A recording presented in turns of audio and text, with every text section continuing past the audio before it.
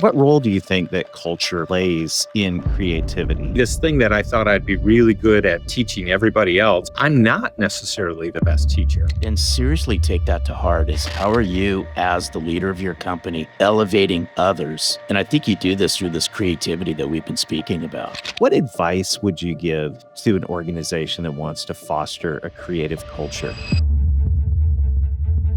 And this has been a fascinating conversation, Jordan, about the culture of creativity, the culture of collaboration. Intentionality becomes the necessity of an organization. The role that culture plays in developing that environment where creativity can flourish. As we grow, intentionality is not nearly as clear as it once was. As leaders, is how are you elevating others? One of our lacking components that we saw in the last about 5 years ago was lack of discipline. Welcome to the Culture from the Heart podcast on the From the Heart Business Network. In a business world where employees and customers crave authenticity and trust, hosts Larry Levine and Darrell Amy are on a mission to find and showcase heart-centered executives and the companies they lead. You are about to hear an inspiring conversation with a visionary leader that's bringing heart into the workplace, empowering employees, serving their clients, and uplifting communities, all to create true success. This is Culture from the Heart. The movement starts here. Let's begin. Welcome to Culture from the Heart. I'm your co-host, Darrell Amy, here today with Larry Levine, and we're joined in the studio by Jordan Buning. He's the CEO of DDM Marketing and Communications in Grand Rapids, Michigan. Jordan, welcome to the studio. It's great to have you here. Thank you. Appreciate you having me here. It's our pleasure. We're going to have a great time, Darrell. Absolutely. I can't wait for everyone to hear this story. And as we get started, Jordan, you know the question that every guest on the Culture from the Heart podcast answers, and that is, what does culture from the heart mean to you? Well, I grew up in a kind of a Calvinist background. So the concept of work is always, we understood the part about hard work, but the goal for us was to make hard work fun. And so in our environment, it is, we understand the given of the work that we're doing and the challenges of the environment that we choose to be a part of. But it's how can we do it in a way that is motivating, that you want to be a part of, and that people will kind of give their whole being to as much as they can on their best days. We know there'll be moments in between. But we very much wanted to kind of engender an environment where everybody could feel like this was a meaningful way to spend their professional time. Oh, I like this. And there's a word I just keyed in on that you just said, Jordan. That's meaningful. So when you think about this, how do you tie in meaningful to building that culture at DDM? What's meaningful look like? Well, I think it's giving space to the individuals to help them have the room to define it, as opposed to impose it on others. So we've always created a fair amount of kind of autonomy and accountability that each of us has, that gives room for each individual to find their best version of themselves in our environment. And, for me personally, it was always of kind of the benefit of, I was not a very good rule follower, but I was really great on, hey, if you gave me the goal and the immutables, I was very motivated to solve the problem that was there. And so there's very much that mindset here for individuals as well of, hey, the experience of a meaningful work environment is going to be unique by the individual. So how do we actually kind of create togetherness but uniqueness is kind of an ongoing challenge. It's never perfect. This is a human world and environment, but how do we potentially build something where people feel like they're able to use their best skills, their best talents, and feel like they are a meaningful participant in the exercise of everything that we're doing for our clients? I think the perspective that you bring, being a marketing and communications agency and doing some the work that your team does is really incredible. Obviously, there's a lot of creativity behind that. And what I'm seeing here as we're talking about meaning is I'm just seeing the role that culture plays in developing that environment where creativity can flourish, as opposed to an environment where creativity gets stifled. What role do you think that culture plays in creativity? Yeah, that's a really good question that we've continued to ask ourselves as well, because there is this kind of a balancing act from a business standpoint where you're trying to build operational excellence, but it can definitely come at the expense of creativity, which for me, there's a little bit of a fear around too much focus only on one side of the equation versus the other. And I think we've gone through different moments where we were all creative, and then we've swung to being operationally excellent. And so our mindset around creativity is really kind of, one, everybody can be creative. You don't have to have the title or the role that says the words. Sometimes that means in the way you visually express something. It could be verbal. It could be how you program something. And so everybody has creativity in them. It is one of our core values. And so we strongly kind of encourage all of our team members to be creative and innovative in the way they do things. And a lot of cases that may look mundane, like it could be problem solving. How is something going to get done by Friday? The client has a need for you to help them pull a rabbit out of the hat. How are we going to do that? What are the means that we could potentially help them? And us being able to be kind of highly focused on our clients, very thoughtful in terms of the tools and resources that we have available to us, and very kind of motivated to kind of know that there is an answer, even if initially sometimes the challenge seems pretty monumental. Hey, Jordan, when it comes to creativity, where'd you learn this from, and how important creativity plays in building culture?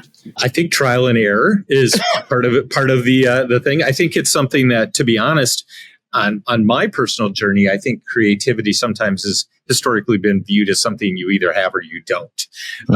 I think that we observe a lot of people that we name and label that they were born with it, be it a Robin Williams type of character or something like that, who's, off the wall and zany and really is very was quick on his feet and that kind of a thing. But the reality is there are patterns, there are disciplines, and I struggled for a long time to even admit to the fact there was discipline to creativity, but there is.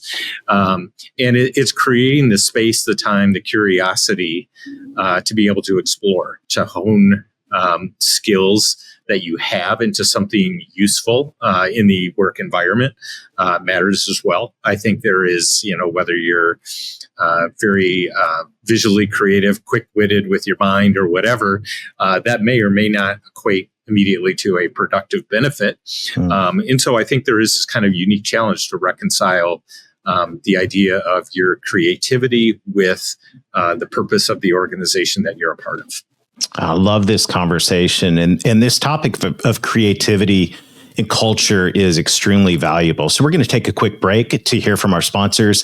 And when we come back, we're going to dive into how this story is playing out right there at DDM Marketing and Communications.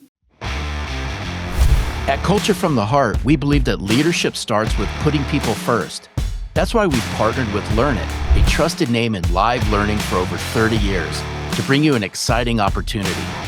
45 days of free, unlimited training for your team for groups of 5 or more. This isn't just another training program. It's a chance to build a learning culture where your people feel seen, supported, and empowered. Did you know that 94% of employees are more likely to stay with companies that invest in their development? With Learn It, you're doing more than offering training. You're showing your team they're at the heart of everything you do. Learn It's live, expert-led courses cover essential skills like communication, emotional intelligence, and collaboration. Tools that drive not just retention, but true growth and connection. Ready to take the next step? Visit learnit.com/culture to claim your 45 days of free training and start creating a culture where your people and your business can thrive. That's learnit.com/culture. Start leading with purpose and empowering your team today.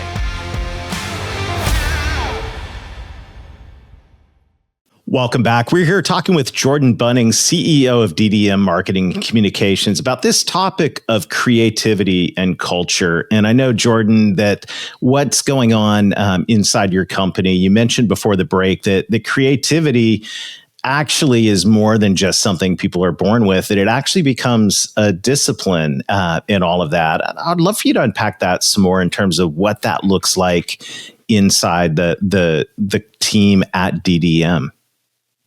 Yeah, I think one of the things that we started doing over time was adopting EOS was something where we just started developing a little bit more intentionality around how the business was operating. Our historical approach had been, click together a group of people that, in the past had probably worked together for a long time, and they would be able to produce work for a particular client.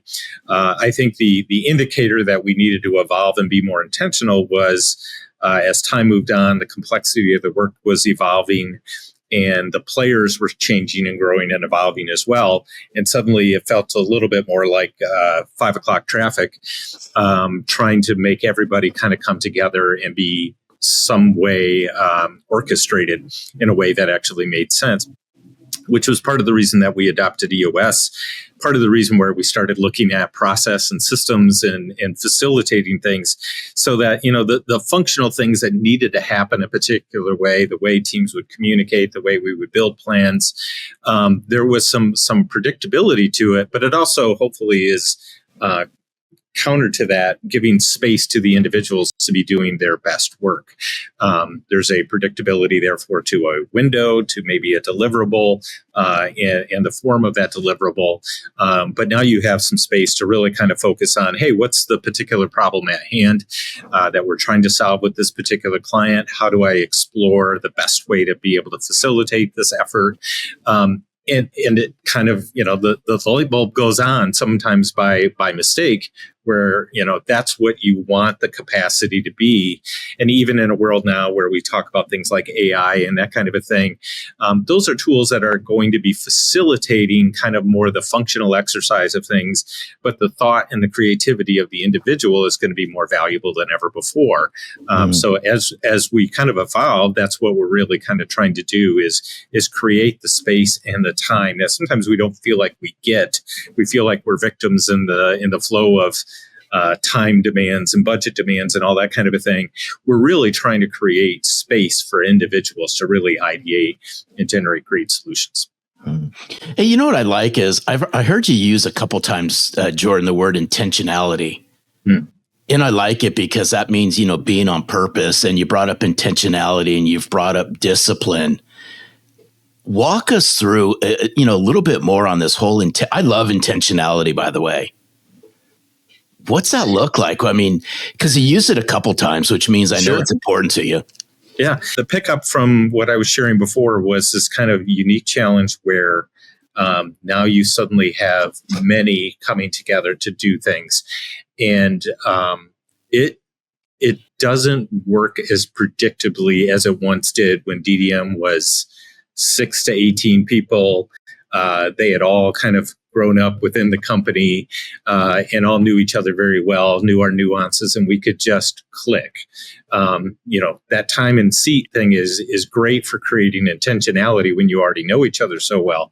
When you start adding all of these variables of unique demands, unique players, complex systems, intentionality becomes the necessity of an organization like ours, who used to do things by kind of feel, and then suddenly it doesn't work as effectively anymore. And so again, it's a little bit out of kind of lessons learned where, okay, as we grow, intentionality is not nearly as clear as it once was. And so you have kind of an old timer who's suggesting, hey, we always have done it this way. And somebody's like, are you sure? And suddenly you're kind of realizing that everybody's interpretation of what needs to happen is different.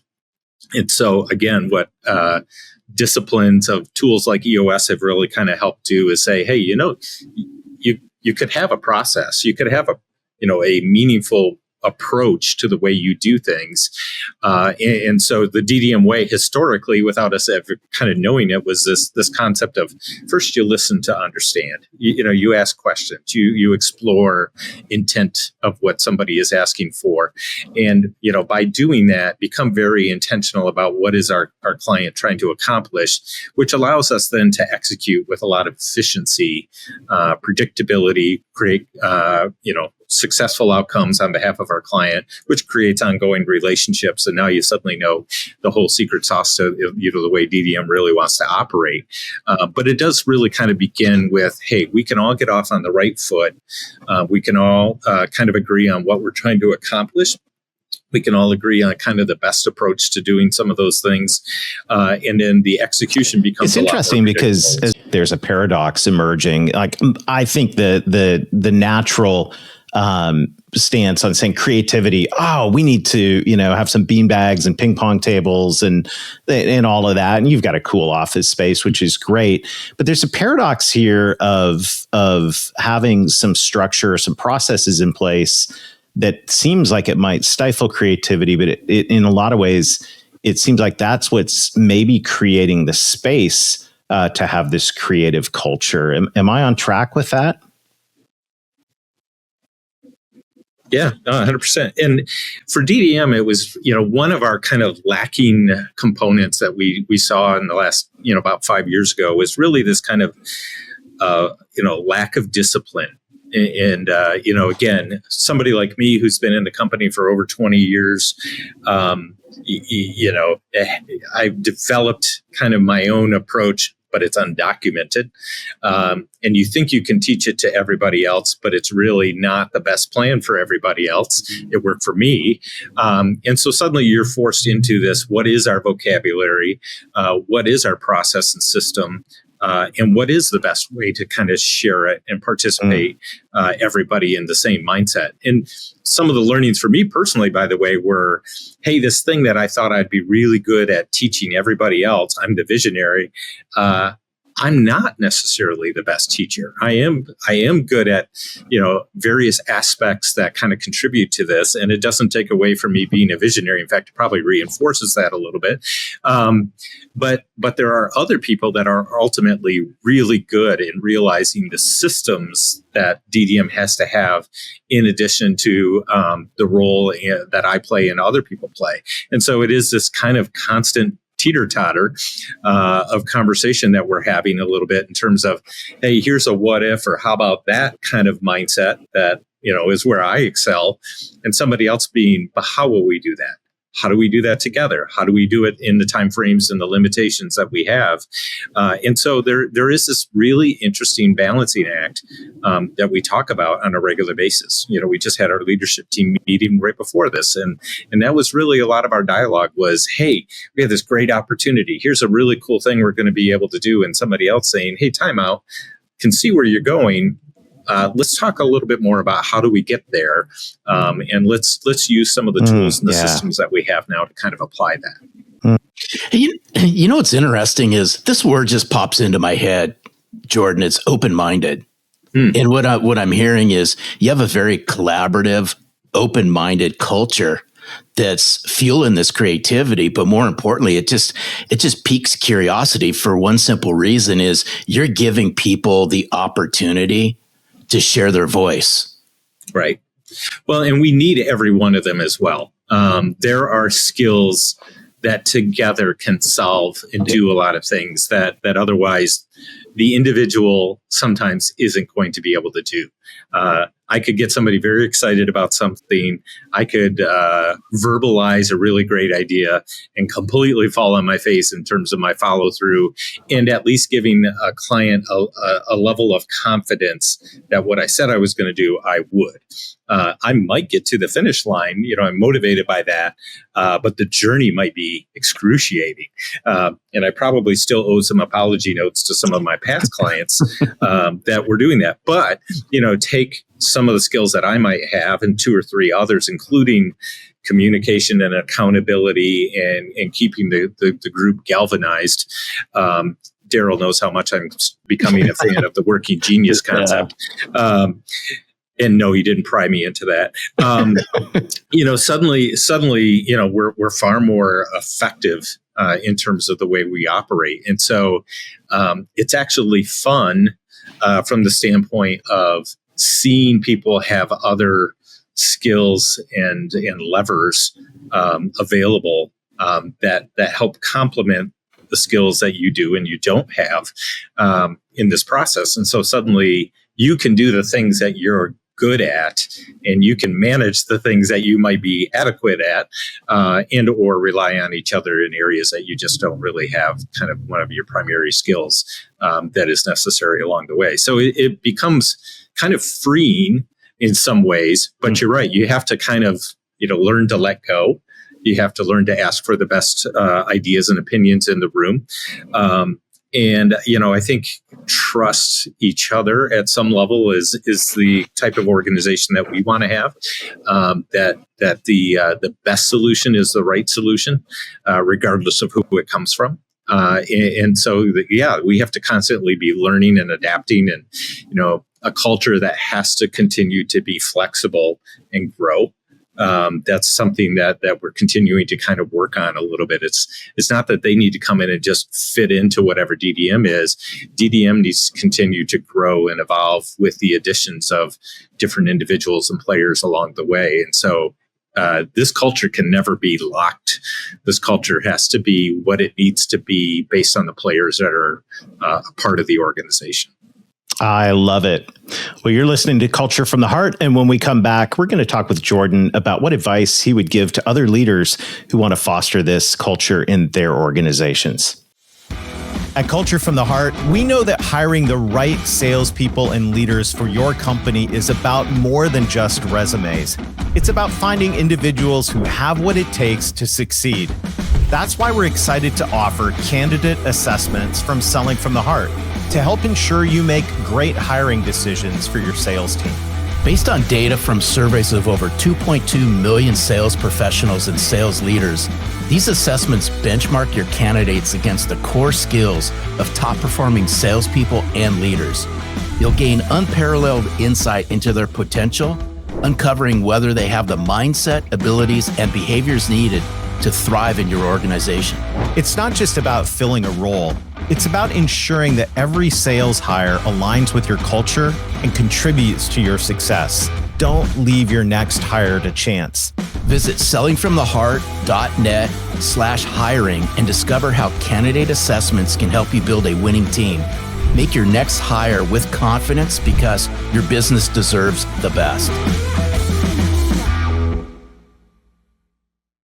And we're back. And this has been a fascinating conversation, Jordan, about the culture of creativity, the culture of collaboration, and all of that. Now, I think what's really interesting about DDM, obviously, as a marketing communications company, creativity is something that people in your industry be known for. I know a lot of the listeners that are listening in are going, well, we're not a marketing and communications company.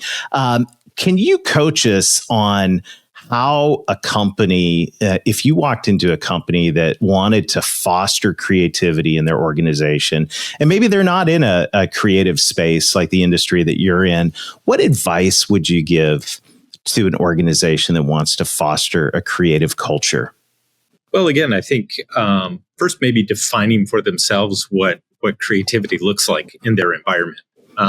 By coincidence, we work, even though we have a creative component to our company, we work a lot in fairly risk-averse industries, healthcare, financial services, and so on. And so not exactly the pinnacle of great, Nike and beer advertising or anything like that. But a unique set of challenges, and creativity can look very specific to that application in that environment. So I would say, first and foremost, I think they need to kind of discuss what that can look like in their space along the way. And then, what are ways that maybe they're doing things already that they maybe haven't labeled as creative that actually are. It could be, if you want to label innovation as a component of creativity or kind of comparable terms, they may be doing something that maybe was solving a challenge or a problem in a way that's unique to them. And so there's a creative component to it. And then the other would be a kind of more intentional step to kind of create avenues and channels for them to be able to look and to explore both within their industry and beyond as well, ways that kind of might inspire their own creativity and their own innovation as they go along as well. And so, regardless of the industry, I think there's very much an opportunity. It could look different in various ways, but the good news about it is we all have some form of creativity within us. And that may be another component is kind of like how do we define, the different skills and resources from a human standpoint that you have so people can contribute in ways. It could be process improvement. Can have a creativity component to it. And somebody might be really good at that. And then they would look at somebody like me and say, and he's not. And I'm so glad there are people that can think in those categories that I can't. And I'm thankful for their skill and their ability to kind of look into areas that we need those disciplines, but there's creative thinking in terms of how they actually problem solve in those categories. Hey, Jordan, I'm sitting here thinking and I'm going, you know what? I buy into this, but I'm a leader who might not be creative, but I'm buying into this whole creative concept that we've been talking about in this wonderful conversation. How do I lean into my staff and how do I lead into my employees to pull creativity out of them if I might be lacking it? Where do I start? What do I start doing? Yeah. I would say one of the things is, look for ways that you can kind of start to facilitate it, even on a natural level. In our world, we kind of fell into a fun mistake, I guess, at the beginning of COVID when everybody needed to work remotely. We started doing something called Open Forum. And it was really just meant to be a half an hour to an hour that we thought, 10, 15 concerned employees would get on and talk about their concerns about, COVID and their careers and all that kind of a thing. And in reality, they just like to come on and enjoy each other's company. There were people, bringing their pets and kids on, and then somebody learned to juggle, and he brought that into the conversation. And it really became kind of a place that allowed us, independent of tasks and deadlines and that kind of a thing, to spend time together to develop relationships, and or at times we'll bring in special guests from within the company and outside even, just to kind of share and to inspire. And so that kind of became one of our vehicles that we were able to use for our environment, that I wish I could tell you was pre-planned, but it really kind of, we fell into the opportunity and we took advantage of it. And I would say, every organization has kind of opportunities like that as well, as create space, create environments for people to be able to enjoy. You could take it another level and start putting more intentional groups, and those groups can create their own assignments and that kind of a thing.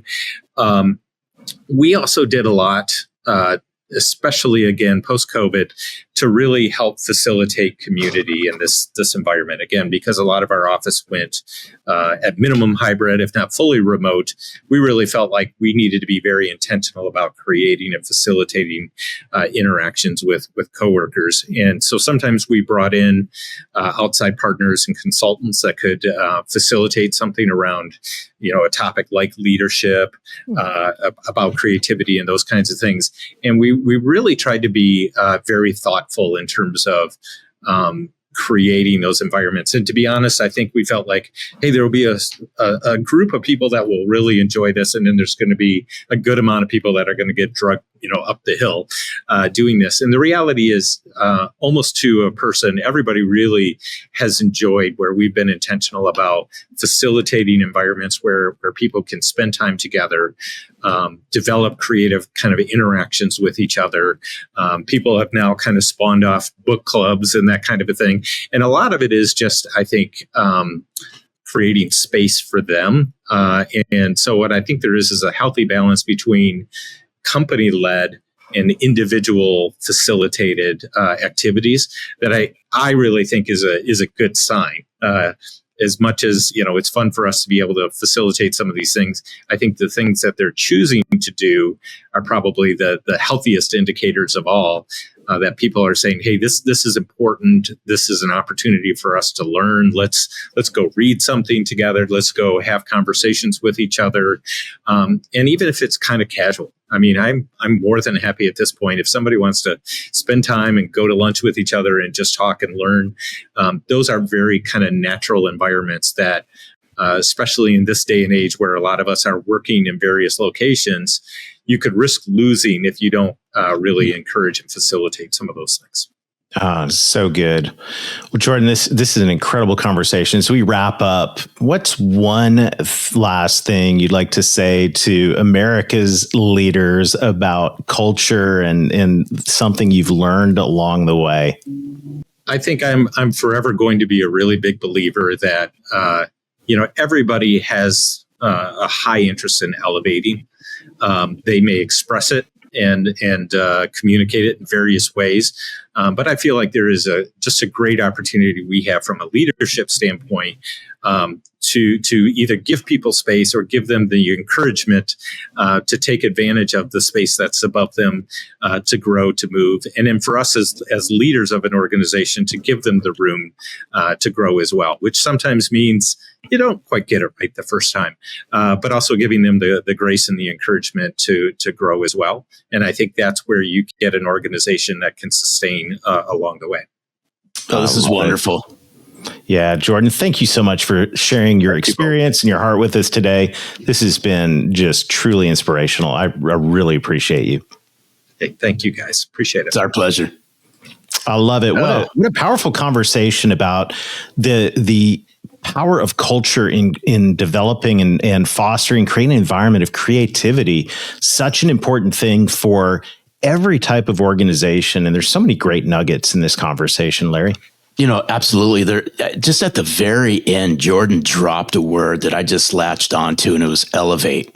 Mm-hmm. And so what I want us to think about as leaders, as you go back and watch this, is how are you elevating others?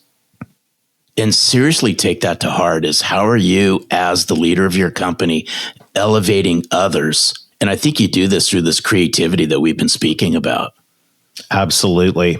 Well, thank you for joining us this week. Thank to everybody who is subscribing on YouTube as the channel continues to grow. This helps us spread this movement of authenticity and culture right here with Culture from the Heart. We're glad you're on this journey. We believe that culture is the heartbeat of every organization. And as Jordan has reminded us, it's all about creating a culture that fosters creativity. So thank you for joining us today on Culture from the Heart. Until next time, lead with your heart and watch your culture thrive. Thank you for joining us on this journey to discover heart-centered leaders shaping extraordinary company cultures. To access a leader guide with notes from this week's episode, simply click the link in the show notes or visit us at www.culturefromtheheart.com. Do you know a CEO who's built a culture from the heart? We'd love to hear their story. Head over to www.culturefromtheheart.com and click the Nominate Your CEO button. Until next time, remember, great cultures start with the heart.